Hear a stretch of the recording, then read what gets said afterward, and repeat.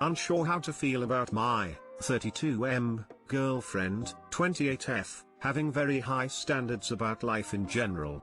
She seems to tie her self-esteem to her image as a girl who has it all, and I don't think it's healthy for her. We've been dating since April 2019. We had very different upbringings. I grew up in a cramped apartment in Queens with 4 siblings in a working-class neighborhood. She grew up in a nice suburb in a nice house. Started working at my uncle's store at 15 and have mostly been consistently working since then. Her first job was at 24 at an office, where she still works. She was pretty popular apparently in high school, and her parents sort of have treated her very much like a special princess. I think that her mindset is very high standards, for both herself and her lifestyle. She wants to balance everything for maximum responsibility and enjoyment, equally. I don't know entirely how to describe it, she just has incredibly high standards for her life. She fine-tunes aspects of her life to fit this image of her having it all. She gets on trends a lot, she is on social media a lot, she sometimes comes off a bit obsessed with portraying this sort of modern chic, highly motivated, productive, health-oriented young person lifestyle. I mean,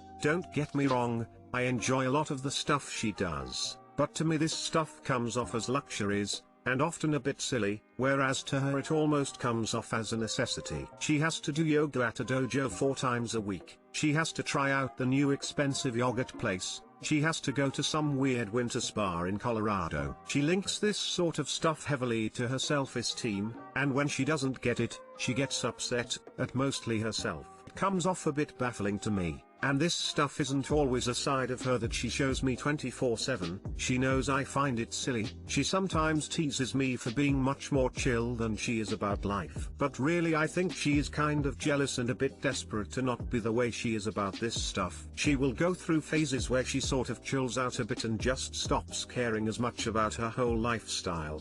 And it's during those phases when she seems the happiest, and then she sort of relapses back into it. Her very high maintenance, high standards lifestyle, where she feels this constant need to be doing something productive, interesting, or as my cousin put it, self-actualizing. Not entirely sure what she meant by that, but she basically was saying she constantly feels the need to maximize her potential in her life, socially and mentally, or else she feels she is missing out. It really does not help that her friends are very much like this too. A lot of them are also very heavily into social media and that whole entire lifestyle. Financially we can barely maintain this. She relies a lot on her parents' money. When I go with her to do stuff though, I am astounded at how expensive some of it is, and I can't always go with her. I suppose part of the perks of growing up very frugal in an apartment is that your brain automatically screams no when someone asks you to come to an expensive weekend relaxation center in Long Island. The thing is, she is a very chill person socially. I think that she very much does a lot of this stuff for her social image, and that is heavily tied to her self-esteem, and the sort of world she lives in enables that. But I don't think she actually likes being this way. I mean, she has said about as much that she understands it's ridiculous and that she knows it's over the top and she finds it stressful. And with the pandemic, she has been just generally more chill about that stuff, especially considering she can't engage with it as much. But she still is somewhat of the same person in many ways. It's very little, subtle things which sort of give it away, like when she starts posting about a new book she reads, or starts a new diet, or she orders from some quirky little expensive hipster shop instead of the typical places we order food from. These things wouldn't be weird to anyone else, but with her it's a part of a bigger trend. Anyways, does this seem like something she would get over necessarily? Should she be going to therapy? Should I help? Should I tell her my feelings about it? Besides all of this, we get along really well. I mean, we just very much click with each other despite being very different people. I've known her since she moved here, and I never thought we would end up dating, but I am very glad we did. TL, Doctor-girlfriend has a very high maintenance lifestyle and I don't really think it's healthy for her. How can she say she's being productive and a go-getter if at 28 she's still reliant on her parents' money? I know college students who are 19 or 20 and financially independent. I'd put money on this girl having serious unaddressed anxiety.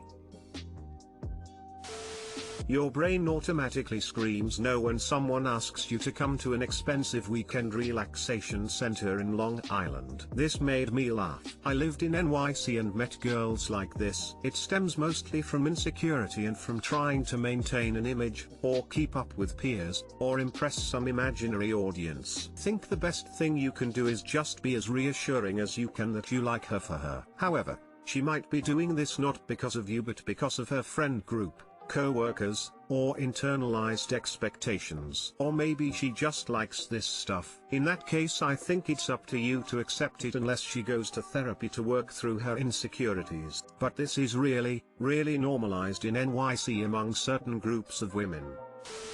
She'll get over it when she has to pay her own way. This is just a lifestyle incompatibility issue. You're each entitled to your standards and preferences. Find someone with the same time and money values as you. My 20F mom, 49F, may be showing signs of hoarding plus paranoia. My sister, 17F, is missing and she's made up that it's my dad's scheme.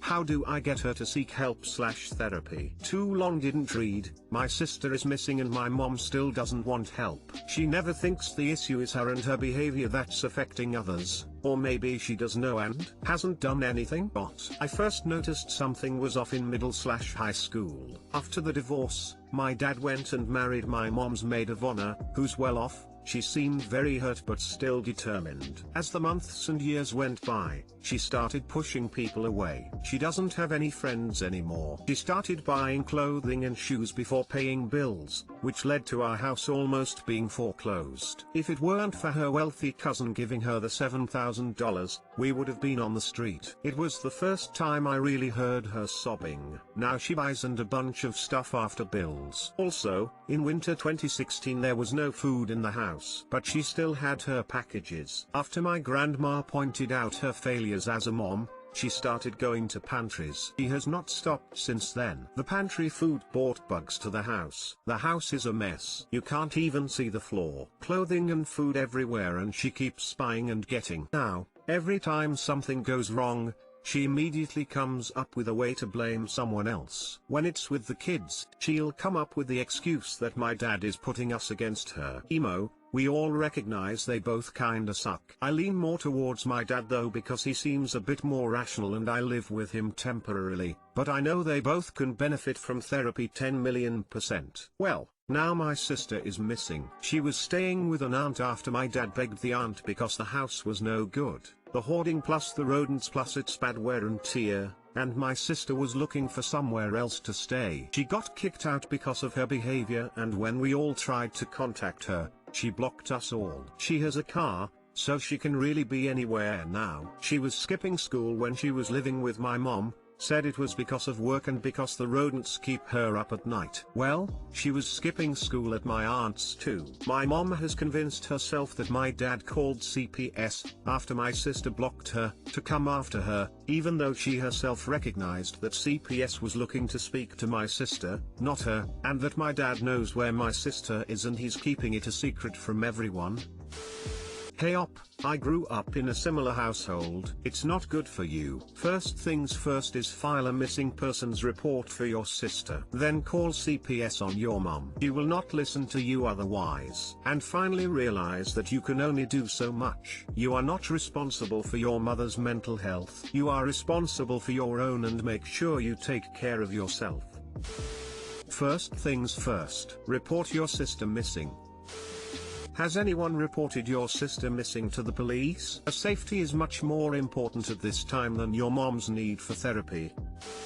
Someone needs to call CPS. It's horrific that your dad, grandma, aunt, wealthy cousin, etc., have not called on her before. Rodents? You kidding me? Stop feeling bad for her. She clearly doesn't feel bad for you or your sibling. Allowing all of this to go on and let you all live in rodent-infested squalor. Hoarding is a mental illness, however she is still in charge of her life and seeking help but has refused to. Her problems are no excuse for the shit she is pulling. And shame on her for not calling the cops and filing an MP report on your sister. I hope everyone stops helping and enabling her and her abusive behavior. I'm so sorry this is how you've had to grow up.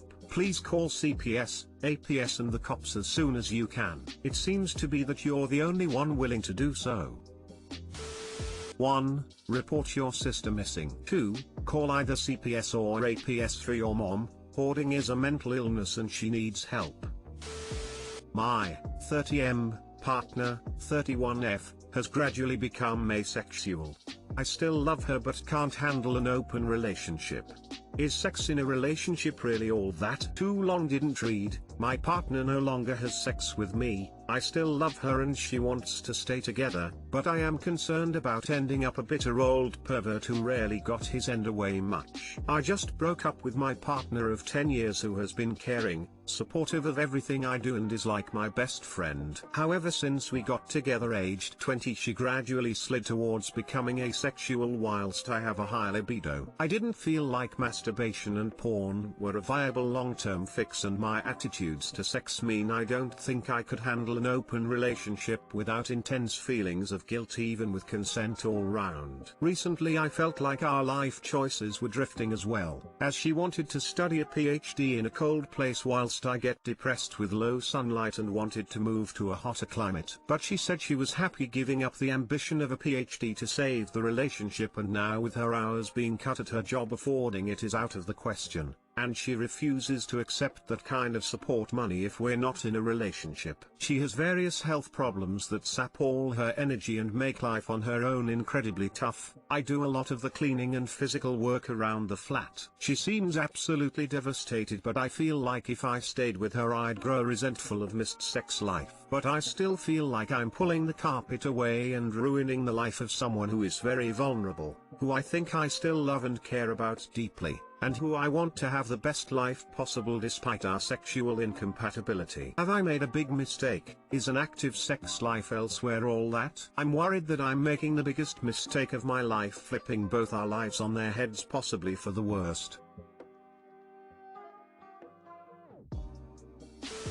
Leave. A slightly mismatched libido can be worked on, 1 a week versus 4 a week. Meet in middle and do 2 to 3, as opposed to say once a month versus 4 a week. As a higher libido individual myself, this would be an unfortunate yet definite deal breaker. I personally cannot sacrifice my sex life. I would lose my passion, confidence, and I would feel ugly and be resentful and dream for her to want me the way I want her until I become a bitter mess. It's like a super religious individual marrying a super atheist. You can love and enjoy each other's company, but something like sex or religion is so deep in your bones that extremes at the ends usually cannot compromise on and be together in the long run. It is nobody's fault, just a mismatch.